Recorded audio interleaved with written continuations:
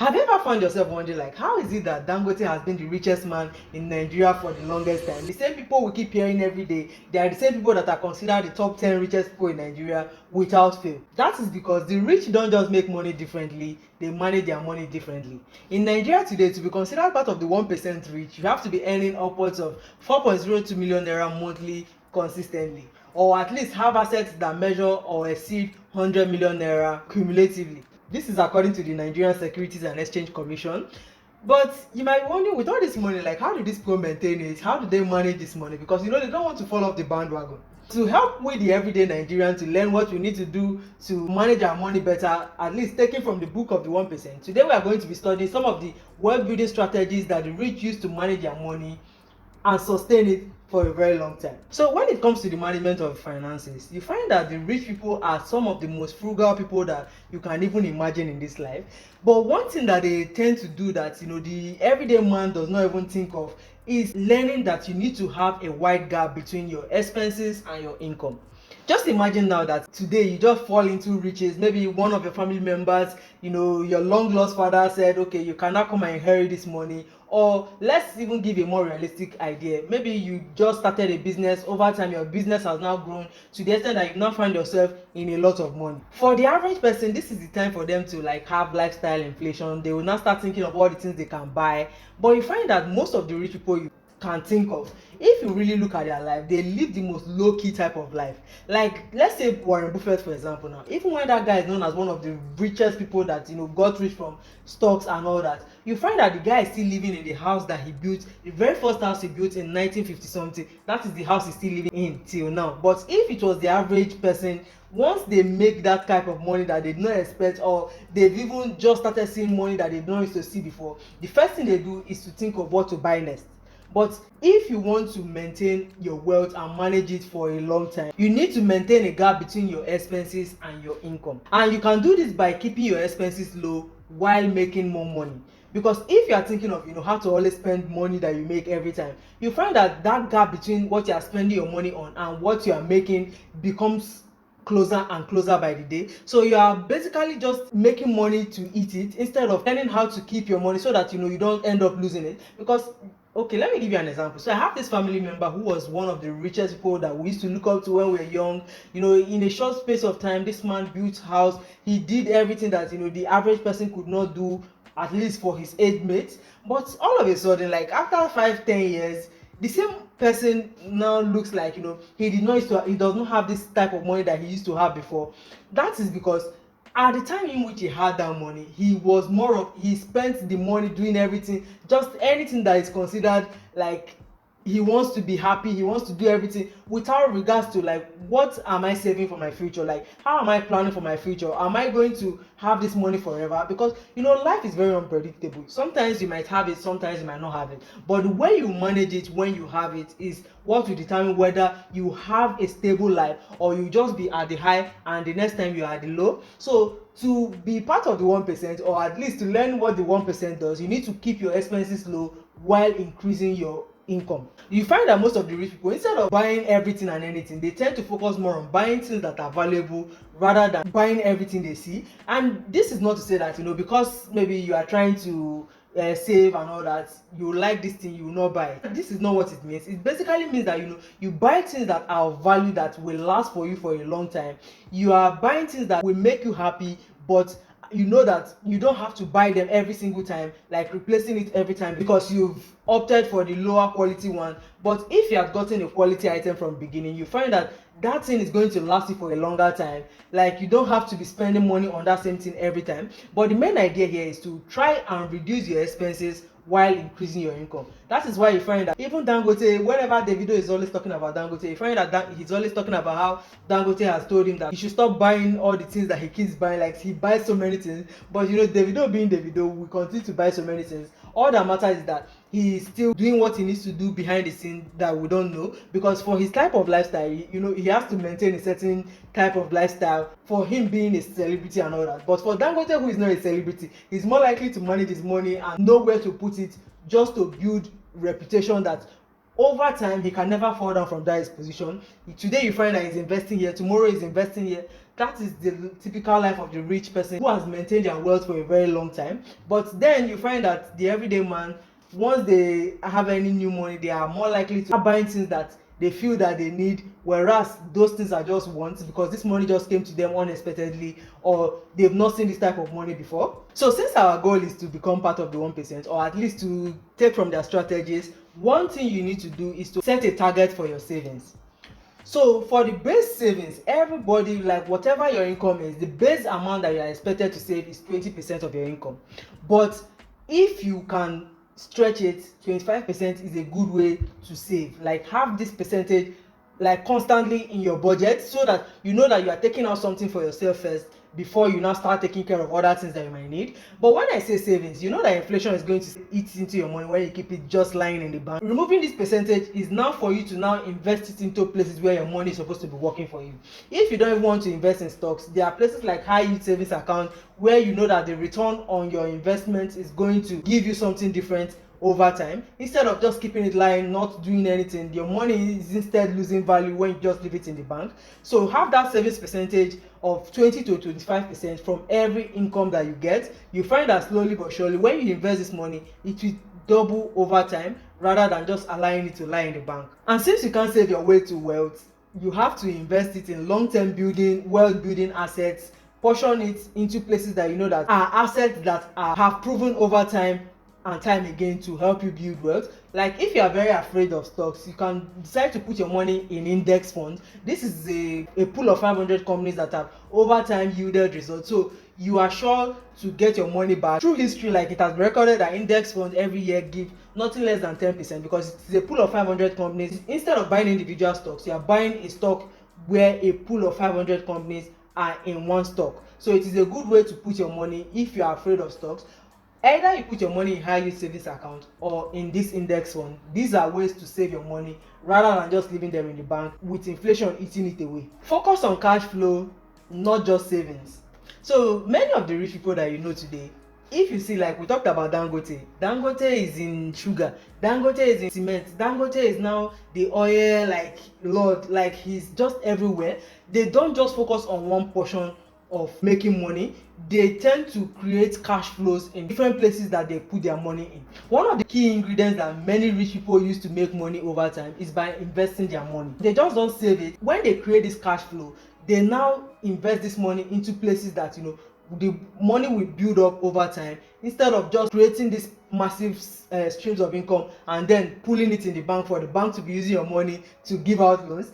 They tend to invest it into other things that will help them to diversify their income and will help them to make more money. It's just like how you see that many companies have shareholders that maybe Dangote, even when Dangote has all this, is the face of many of these businesses that we see every day. You find that he will have shares in different places that you are not hearing of, but when they tell you how much he has in all these companies, you'll be so shocked. These places are making him money every day, while the ones that you even know are also making him money. So they just create this cash flow, investing in different places that are trusted to give them value for their money in those places.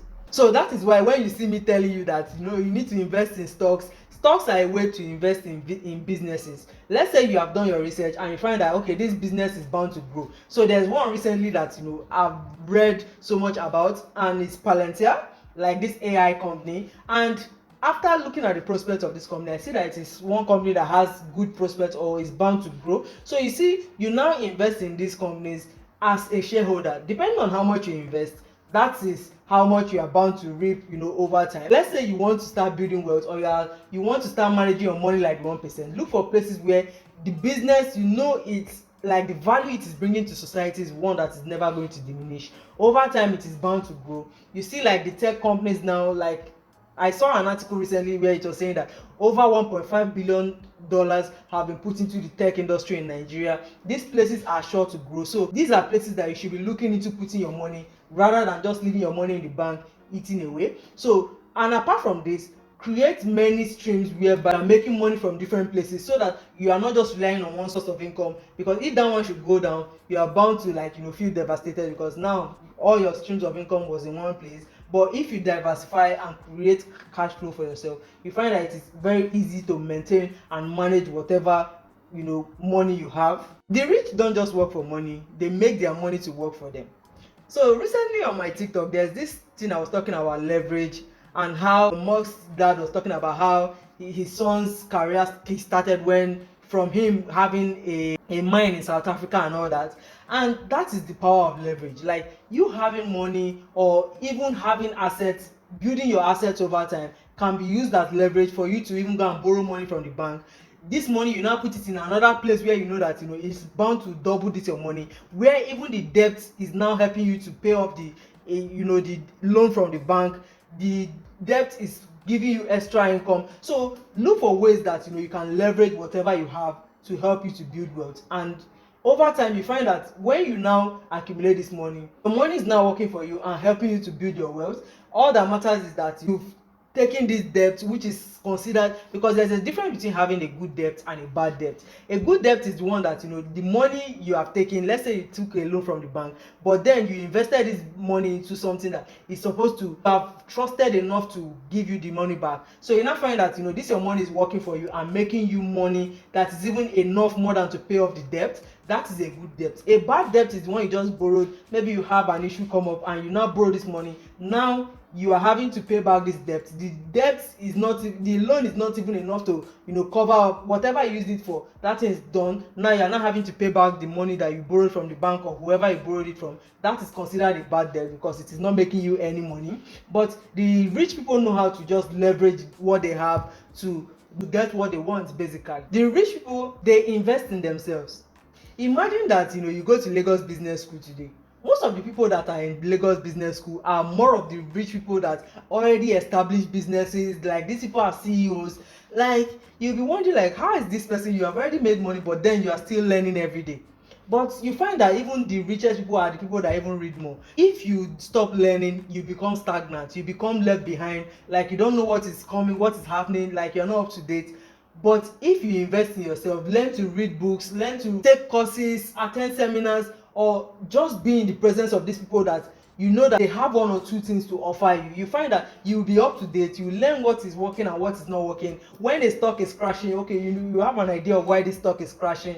You know what is up. Basically, like, investing in yourself is one of the biggest assets you will ever have, because you will learn how to make more money. So the rich people are constantly investing in themselves, learning what they need to do, so that even though you delegate tasks to people that are working for you, but if you don't have the base knowledge, you are more likely to be scammed, you are more likely to be taken advantage of. So you find that you need constant education to learn what is working and what is not working, and just be in the know, so that when anything is happening, at least you have an idea of what is happening, so that you're not taken unawares. Financial education is very important, and this you can only do when you decide to invest in yourself. The rich people today, they think long term. You can't ever find any rich person chasing any get rich quick scheme. Like, you find that they are even more interested in long term investment options than all those invest today, tomorrow you are getting the profit from investing. Just look at Warren Buffett. It took him more than 40 years, if not 50 years, to get to where he is now, that he's considered as the Warren Buffett, like the stock market guy. But it took him this long because he was not impatient. He trusted the compound effect of investing. But if you are to look at the everyday person now, like, some people will just be commenting like, I invested in stocks today, but then my money is losing value. I'm like, you invested in stock is something that you can be looking at 10-20 years before you can start reaping the benefits of your investment. Don't even invest in stocks and be coming to talk about what your money is falling. Like, that is a place you should not even be looking into. Look at long-term investment, so you know that, okay, over time your money is working for you here. It is not losing value, because the stock market is the best place. If your money, even let's say the stock falls and maybe it goes down a little bit, the value you have put in that stocks at the time is still what you will get when you are deciding to exit the market, even though a little lesser. But the value of that money, like, the currency did not depreciate. Basically, let's say you invested in stocks, in American stocks. You invested $1.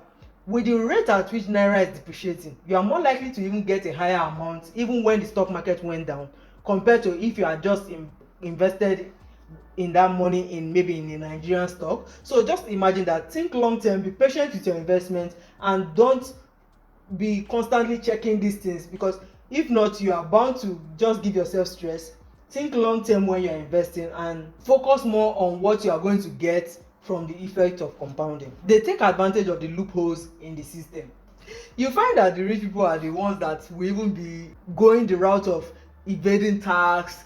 It's not that they are literally evading tax, but they have just created systems, or they've just found the loopholes in the systems whereby they can pay lesser tax than the everyday man. Why this is a problem?